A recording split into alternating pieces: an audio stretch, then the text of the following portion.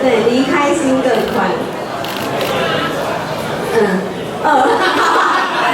因为艾莎其实就像一只鹅哈，我们讲说破茧而出。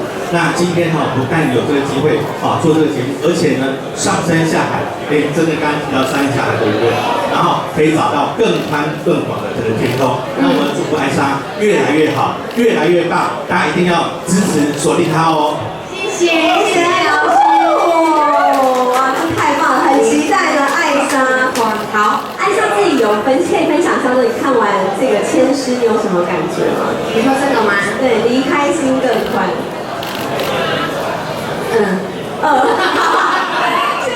心情上还好吗？在忙工作吗？对，现在就是忙工作，从事自己，还有运动啊，我就去健身房啊，瑜伽，还有什么 cycle， 还有芭蕾，最近就忙这一些。最近有新对象吗？没有。还是有人追你？没有啦。长得漂亮，有没有人对象追求啦？就是可能你没有喜欢的追求。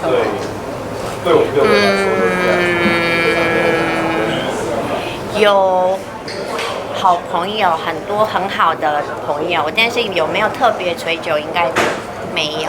还是你自己不知道，没有感觉，没有感觉到。我也不知道哎，我不知道有没有。